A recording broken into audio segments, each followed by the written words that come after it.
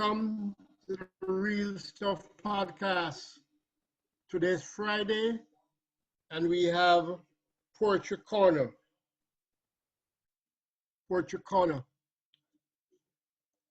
And today, we have Mr. Wayne Russel, poet, mathematician, engineer, has joined us today. Good morning, Wayne. Pleasant good morning to you and to all your viewership. Thank you very much for coming. We're going to start off by just asking you to tell our listeners a little about you. Well, introduction. I hail from the streets of Kingston. I was born in Rollington Town. Oh, really? Yeah, Rollington Town, right this man. I think I was born either Carnarvon Street or Gilchrist Street, right there in Rollington Town, in the year of our Lord, 1962. 62. You know, I would like to say 82, but you can probably tell from my grade that it's a tad more than 82 or 92. Yes, I was born in 62. I attended Rollington Town primary school, and I went on to Vauxhall. And I could actually argue that the thing that transformed me was the time that I spent in the Jamaican Defense Force. Okay. I found myself in England at the tender age of 18 among some brethren at the time that, you know, the reality is you never know the impact folks are going to have on you until long after you transcend that moment. And you know, whenever I look on my personal development, it's about the time that I spend in Millwallop, the time I spent in Reading with my comrade in the Jamaican Defense Force. And it was then, as innocent as it was then, that I found my footage. I knew what I wanted. I was surrounded by good people. And I served 9.5 years in the military before I moved on to the States. And I came to the state relatively late. I was in my 30s. And then I had the option then, like most people who got to the state in like less than primal years, because once you hit 25, you know, once you hit 25, people have the tendency to start thinking of closing. You know, it's like you start setting up the closing batsman, you know, because after that you've passed your prime period. So they will have us think. And I can remember coming here and talking about starting over. And, you know, I said, listen, I'm going to do what I need to do. There were other influences, because at the time I had a number of ex-military friends who were involved in things not so noble. And my time in the military, folks know me as a skydiver. I did a thing called march and shoot, so they know that I was into weapons and all this stuff. And when I got here, I had two factions of people who wanted my presence. Those who are not,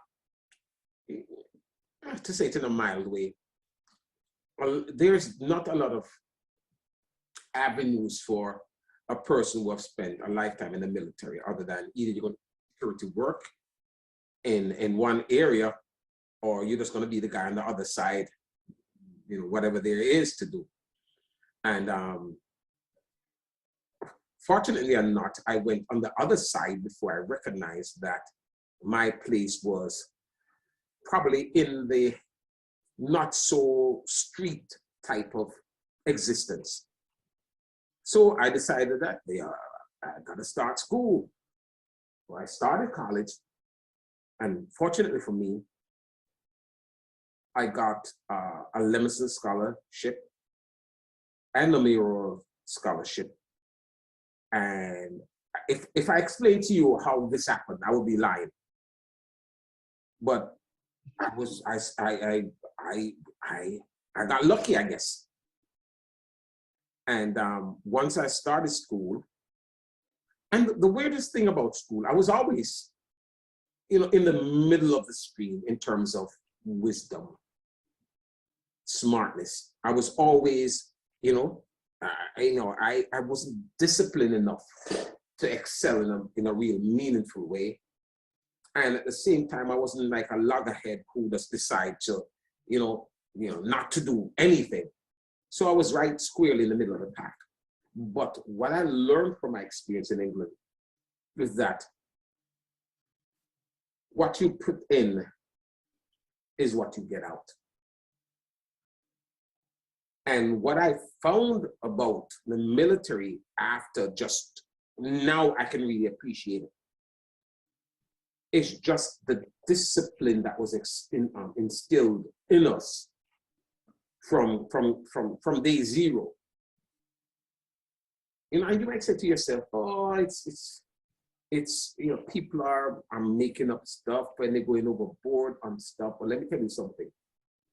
I was in an interview with Ian Boyd, and he asked me, what do I contribute my success to? And I could squarely say it was my time in the military. The discipline, the camaraderie. You don't lose that. That is like central to your existence. And it was the military who made me who I am right now. Jamaican Defense Force. Let me not say the military, as some nebulous. It's JDF. And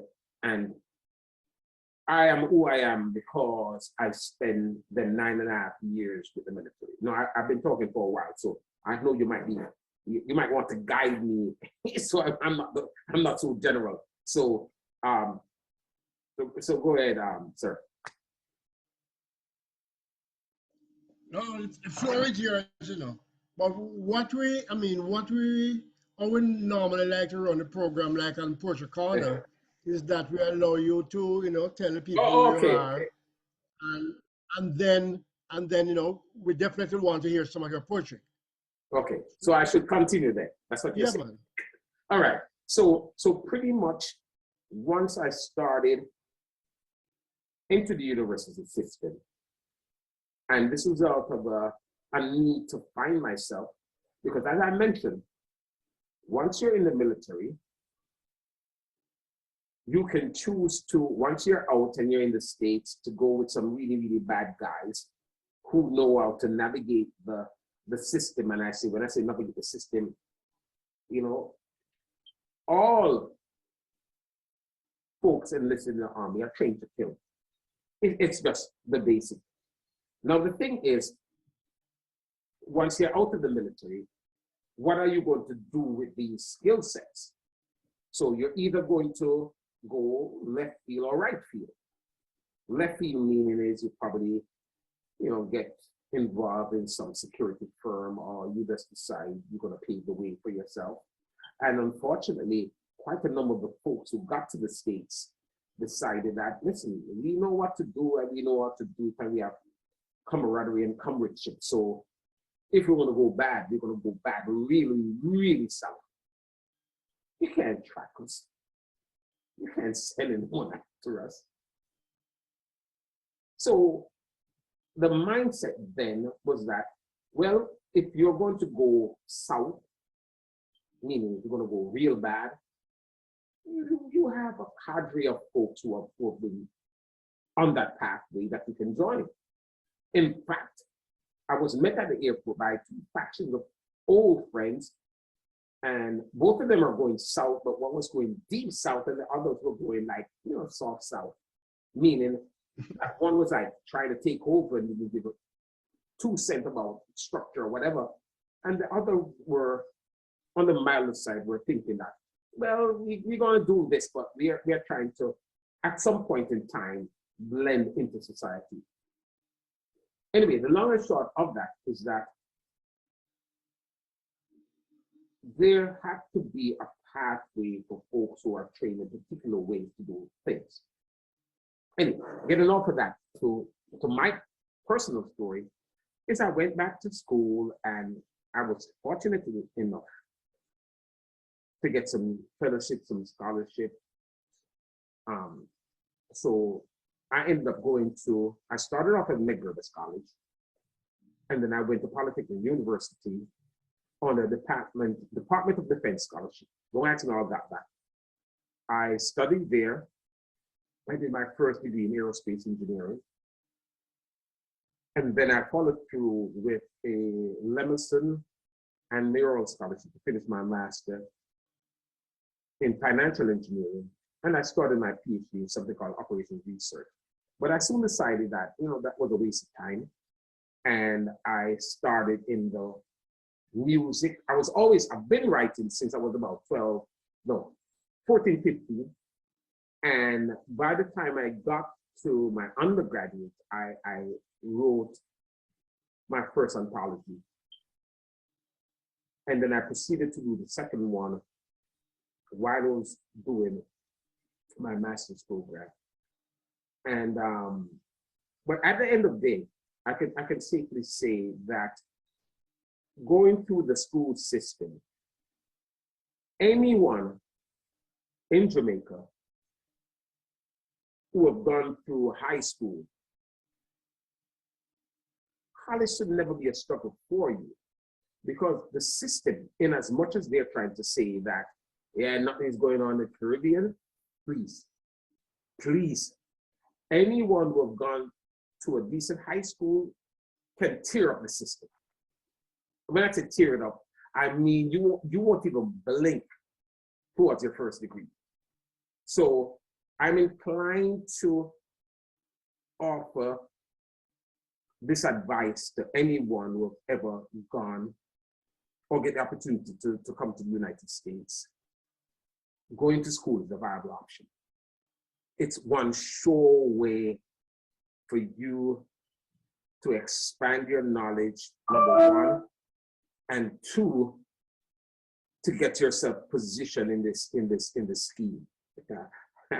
I can see my childhood friend Roy. Yeah.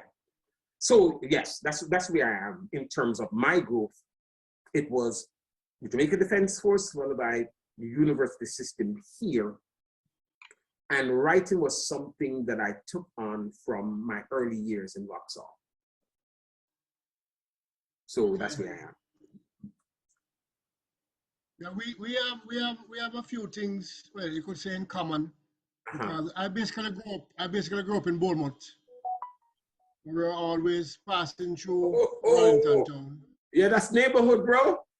You remember Bournemouth, yeah, man. Bournemouth Beach and the pool right there? I live right beside the clubhouse. That house right beside the clubhouse, which is no longer there. It's now a road. Yeah. And I was a cadet also. No, man. So I have a little of the military team. I was a cadet.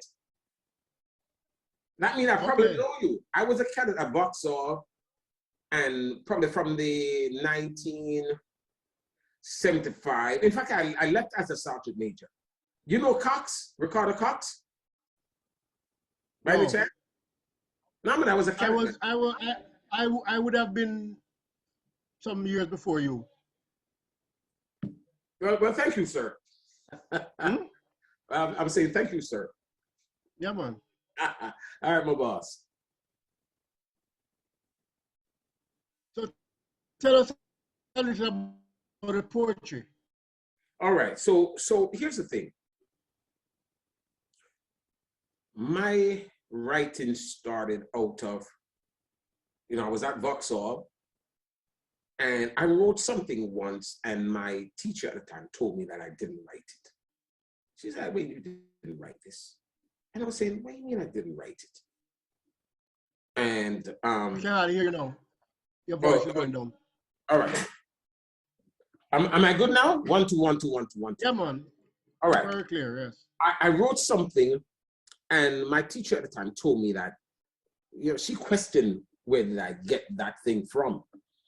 And I was saying, where did I get it from? I wrote it.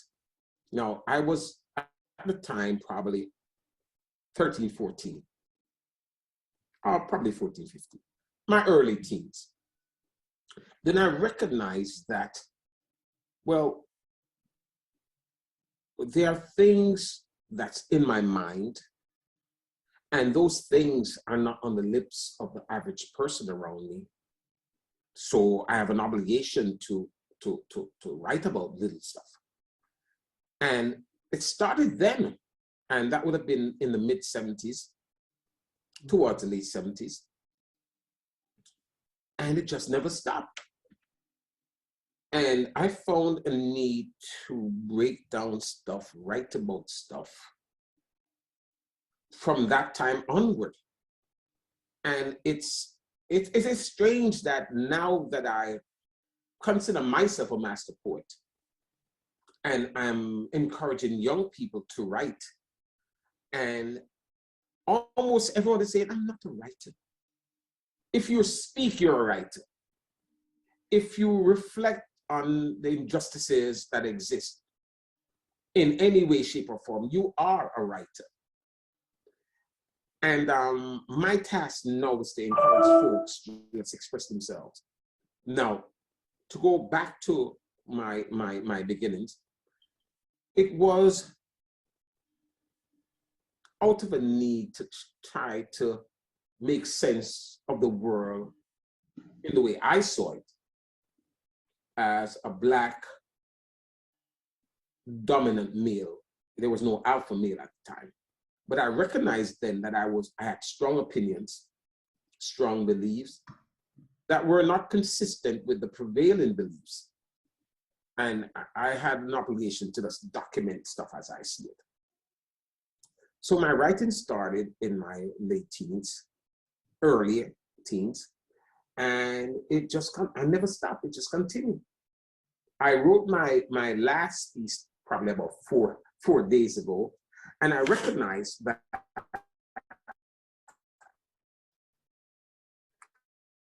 writing in itself is therapeutic.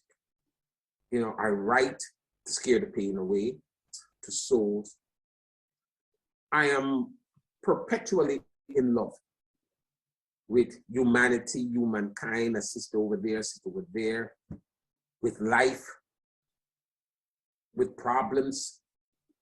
So I recognize that we, in our basic construct as human beings, have this drive to understand the things that are understandable, or at least attempt to understand them, to make sense of God and creativity and the ills of humankind.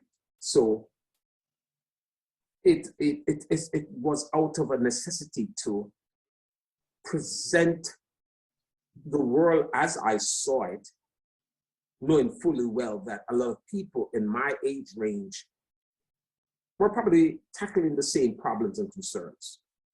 You know, what is reality? Why are we here? Why is it that some people are inherently bad or good? So all of my concern were centered around the things that we have to deal. Why do you have injustices? Why do you have some folks who have and some who don't have? And how can we address those matters so that those in the know can assist those who are not in the know? So it was over those concerns that I find myself just scribbling notes on paper. Can we hear something? One of your poems. Huh? Can we hear one of your poems? All right, I pulled this up, and to be honest, I have poems about revolution, poems about everything. If you give me a topic, I can drop something on you. But Courtney? yes, but I found this particular, it's a lyric poem because it's kind of bouncy and metered. And it's called Cheers. And this particular poem, I can't remember when I wrote it, but it was written some time ago. And it's kind of a celebration of life. It's not radical, it's just simplistic, and it's all about things that we should be thankful for. And here it goes. It's called Cheers. Let me close this door because we might have a little feedback right here. So yeah, there we go. All right, let me situate myself. Cheers. Cheers to happiness and those who know her well. Cheers to understanding and those who live to tell. Cheers to hopes and magic dreams and silly things we do. Cheers to all the many things, the many and the few. Cheers to new beginnings and the will to start again. Cheers to determination. I hope to see you at the end. Cheers to dreams and aspiration, the hope of things to come. For even in our darkest night, we arise to meet the sun. Cheers to strength of spirit, to stand amid the thorns. Cheers for wishful thinking. It is here that dreams are born. Cheers to doubt and uncertainties. It shows that we have grown to accept that there are many things we'll never truly know. The reason why this poem is necessary, in my mind, oftentimes we are so tight and tied to the ills of the world. And we often forget to celebrate the little that we have. Because we are always looking at the Browns or the Smiths to try to determine where we should be in life. And when I wrote this, probably over a decade ago, it was an attempt to simply ground folks into the then and into the now. What it is that we have that is exceptional that we should be thankful for. Okay, Wayne, seeing that it's Black History Month and also Reggae Month, do you have anything about, that you can speak about in your poems about Black history or reggae? All right. There's a poem that I commit to memory that's called I Am. And that poem in and of itself, I remember going to the prisons when I was a young undergrad to remind our people of what it is, who we are, essentially. You can lose sight of who you are based on the trauma that you've experienced. And I've committed this to memory, so I'm going to try to rock it. Here we go. I am. I am all things and nothing, yet shaper of dreams, like the line that divides the seen on unseen. And the vastness in time is the oneness in me, surveyor of truth, suspender of galaxies. I'm the substance in ether, I permeate time, shuffling stars into astrological signs. For past is present and future, that's me, dispelling your pseudo-Greek mythology. For I span infinity, like infinity is one. Erector of the zenith, house of the sun, I am the everlasting night, the Trinity, the God, the Father, the Negro, all three. Vision of light in the darkness, I am. Pour that rage in the darkness, I am. Glory that shines in the darkness, I am. For I am, yes, I am. For I am darkness, absent of light, celestial energy, the brilliance of light. I'm the cradle of civilization, the voice of a nation, the Alpha, the Omega, the beginning, and again, I am. You, me, we, fountains of power, uncharted sea for all of the untold mysteries are watered down conversions of mystical me. Conjured ethnic chants, cosmic mystical lines, swaying to an ensemble of celestial vibes, transcendent energy, distilling all light. Feel the illness of darkness in the light. So I am I am. Now, I abbreviated that poem because I wanted to talk more about the substance of the poem than the piece itself. My objective is to get folks who have been to the penal system, who have been locked up, and who are convinced that they have no worth, to start thinking about who they are and what they can do. Because to me, if I write and it is only in the glorification of me, the writer, I kind of lose the message, So how can I get folks who are down and out and don't believe in and not no more to start thinking about who they are and what they can do? What can I do in my downtrodden state? How can I uplift? How can I build myself?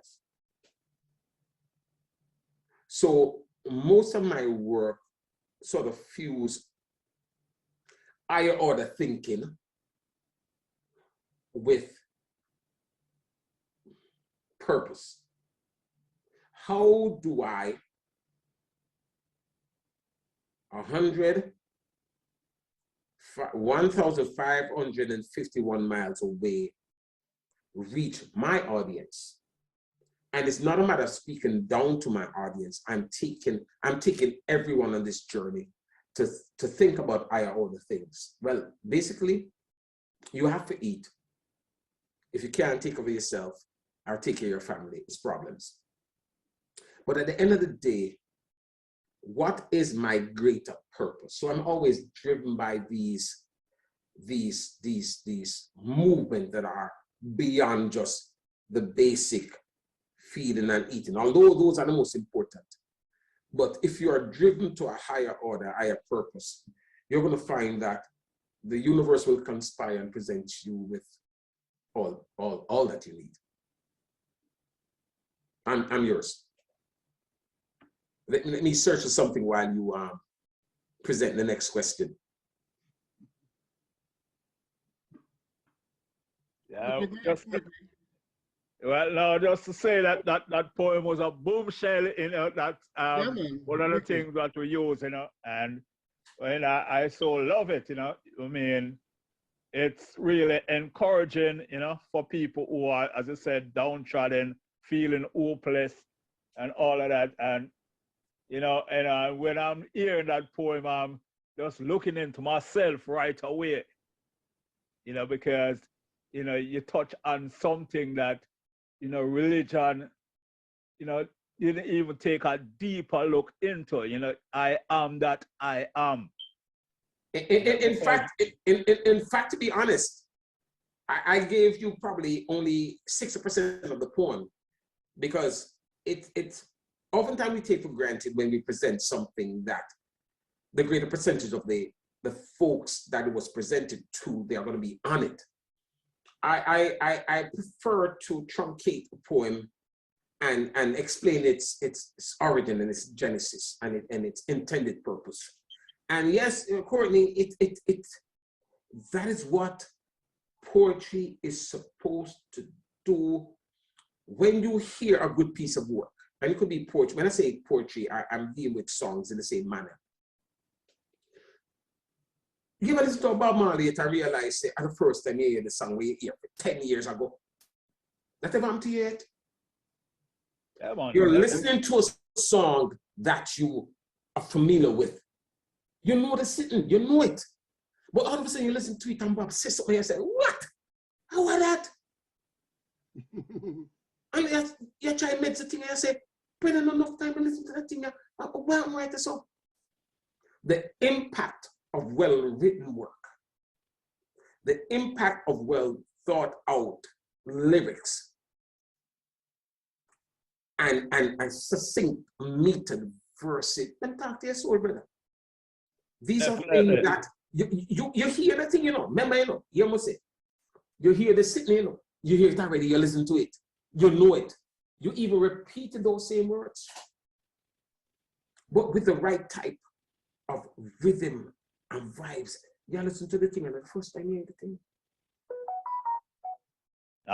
I'm telling you that you hit the nail right on the head, because you know this morning I was just like meditating on Rastaman vibration, and the part that hit me was what, you know, if you get down and you quarrel every day, you're saying prayers to the devil, I say, you know, and you know, and I say, well, you know, why people get up and quarrel? You know, you have some cantankerous people, especially our people in Jamaica. Mm-hmm. They get up and every day them quarrel. You know, I remember as a youth in a tenement yard, every day you hear a quarrel or some kind of war. Some say, oh, so Bob that talk about them things, and I tell, so boy, I really them prayers them I say to the devil every day. Because nothing, you know, nothing positive was coming from that kind of conversation. Mm-hmm. Yeah. And it's amazing how, when you look at, and this is not to say that Bob Marley is the only person who dropped some lines where retard, you bitter God. There are other writers, but Bob is, to me, was always more than a musician. The man was, I'll leave that alone. But there are prophets who walk amongst us. In any other society, they would have been revered as messiahs. Because a man used Christianity to twist up the mind and start embrace some foolishness. I shouldn't say that. But we are inclined to take our doctrines from folks who don't look like us. And we celebrate their deities and their gods. And how can the people who came first to walk the earth first subscribe to some folks who just come on the scene? It's like me living in a big yard, and me have the big house, and you live on the back, and you know who me is, and then you expect to tell me the terms and condition of my rent. How after that? Oftentimes, far too often, we sort of, and let me confess, religion and education are the two culprits. Religion, education, both designed to keep people in their respective places. You hear me I say? You don't want to teach mathematics at the university. And I tell you, the same veracity that you approach and attack religion and make sure you know it's education are the same sitting. I'm not only an educator, I'm an educational researcher who owns a research company. I have a little poem that's called The Rose. I want to share it with you, because I tell you about revolution. I'm going to try to commit it to memory. Hear this now. The hidden seed has grown in the darkness beneath the rose. I bow in silent rose so fair, because only you can bring my tears. But in your fairness failed to see beneath the earth my roots run free. This lifeless shrub, this useless plant could one day cause an avalanche. The rose that you have cultured true, you pull me up, the rose dies too. Now, normally when I give that poem to my students and to my work, and I say, yeah, man, I love poem. We can love poem, Professor Ray. I'm going to say, no, a revolution. I'm going to say, revolution? Here's the thing working on Babylon. The hidden seed has grown in the darkness beneath the rose. You see, the rose is the institution that no man construct. Everything is love, peace, and harmony. I bow in silent rose so fair, because only you can bring my tears. As long as I am a revolutionary, I have to respect the rose. Here I have to respect the rose now. If you believe that all the rose bring is true, and me start telling you the rose are foolishness, immediately I look on the rose and look on me. and Truly like a Rastaman, a budding like a Rastaman, versus all the institution in the United Snakes. You all say, I'm not on that.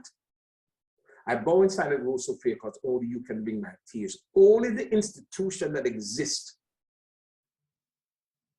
can make you hungry or bring pain in your belly. But in your fairness, fail to see beneath the earth my roots run free. All revolutionary, you can't write up yourself.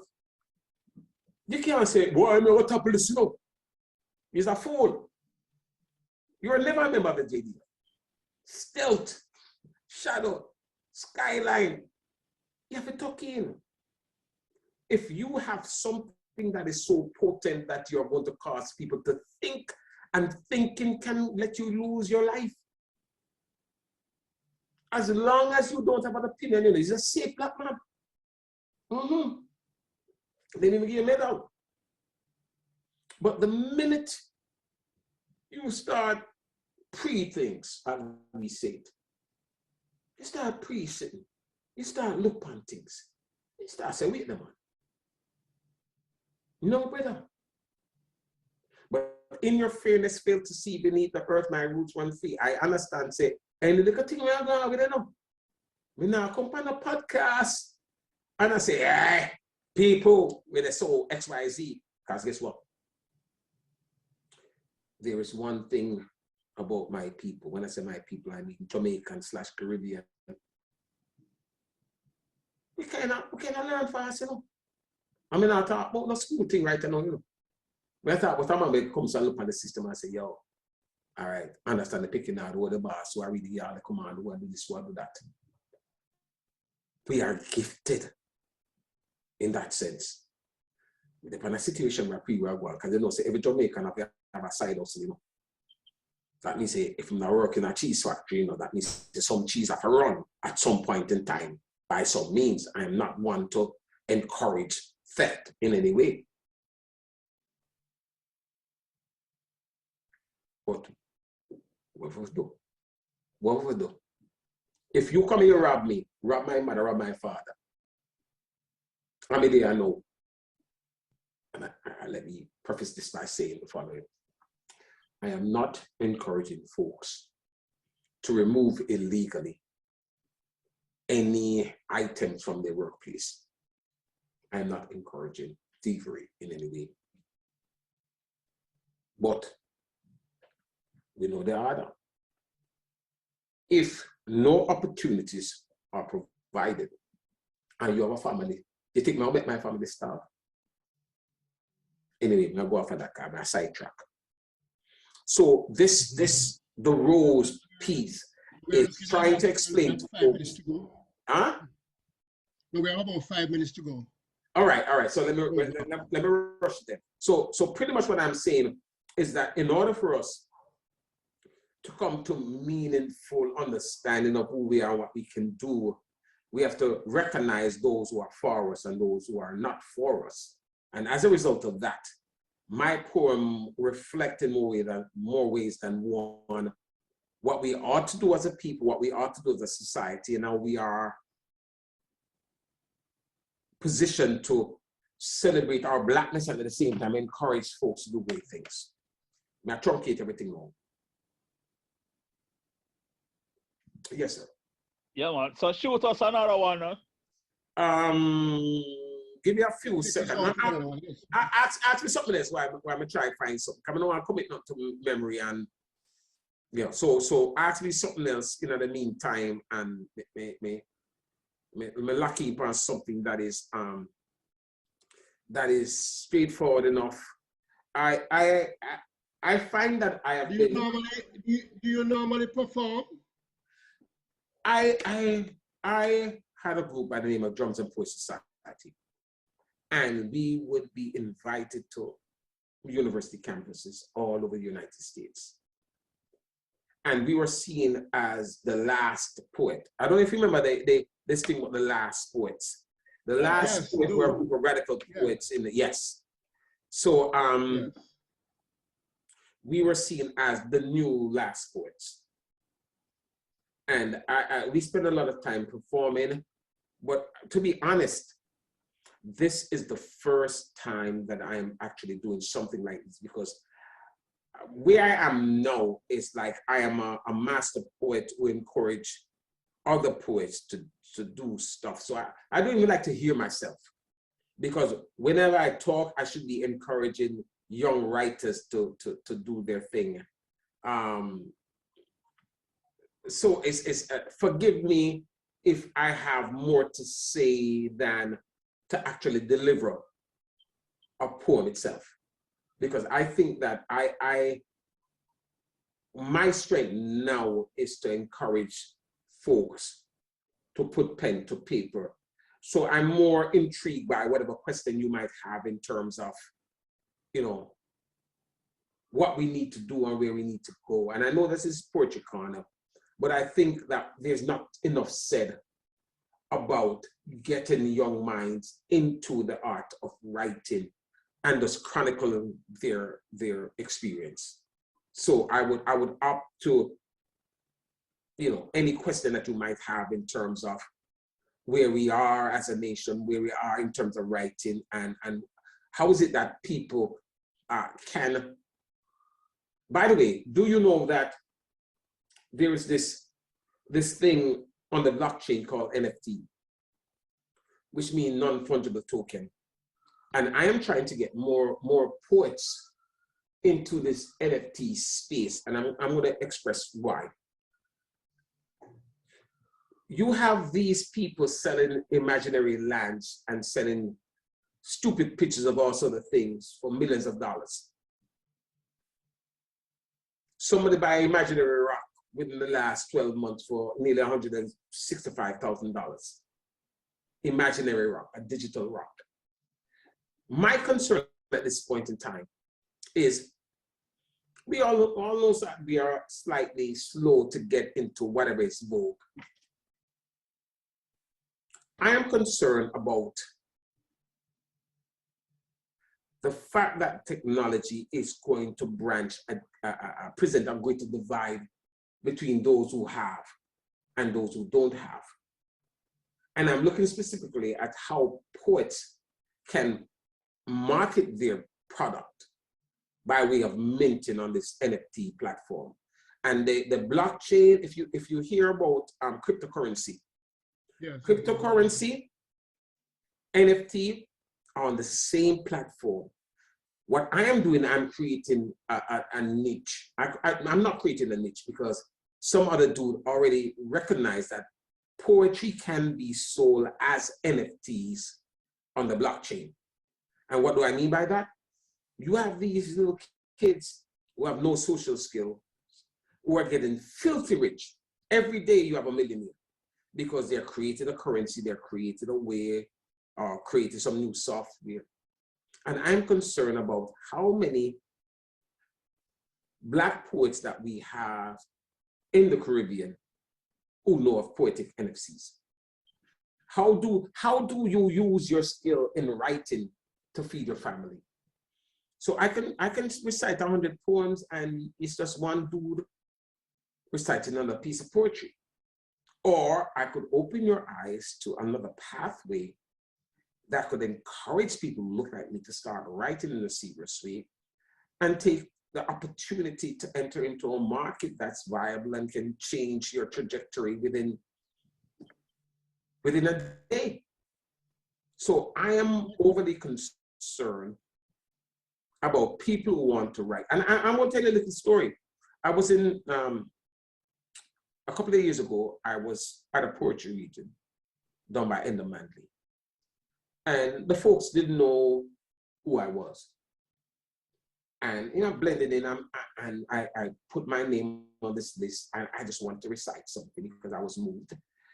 And I never got an opportunity because all the folks who were presenting were a featured person, known by the clan, known by the circuit.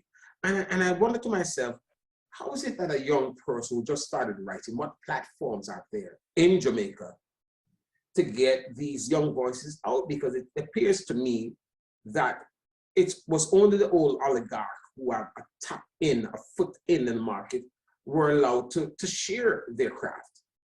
And these are are the concerns that I have about poetry in Jamaica, if that is a concern at all. So in lieu of reciting, I would like to just throw that out there, because at the end of the day, if we are not taking care of the other wave of poets who are trying to come in and trying to express themselves, we're not doing a good job. What we can do and what we will do is ask you to come back and deal with this topic, exclusively. And I'm willing, and I will be armed with some young people, both here and in Jamaica, who I can reach out to, that I would want for them to share what they have. Okay. Courtney will speak to you about that. All right, wonderful. We can arrange that, yes. But we have to close off now, and we thank you very much for coming. Courtney, can you sum up for us, please? Yes, surely we thank you again, Wayne, for being on the Real Stuff podcast. We really enjoy your poetry, and there are two takeaways for me. I am that I am.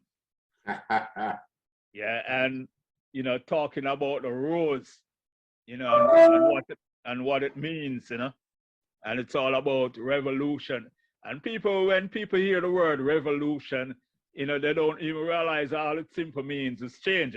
You can have an educational revolution. You can, it don't mean actually go out here and arm yourself and create chaos and destroy everything that you can't rebuild.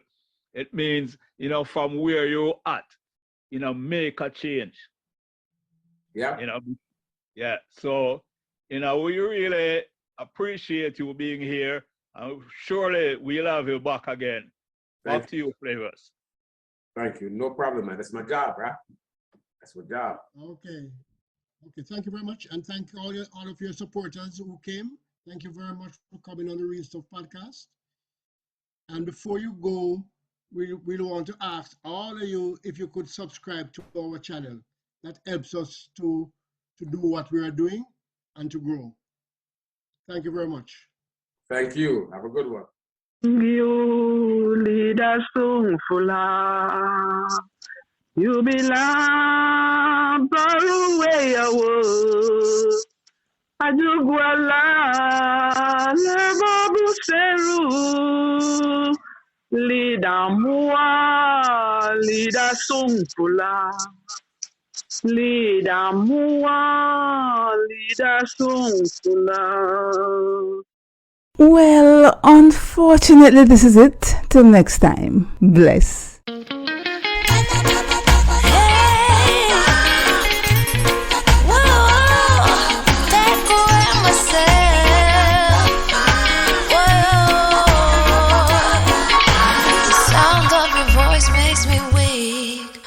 All you gotta do is just speak. One word is enough, and I'm no longer so rough. I forget what I was trying to say. I no longer do what I was gonna do, but you're no good for me. That's why me know what set me I think of flee. Me I fi take away me say.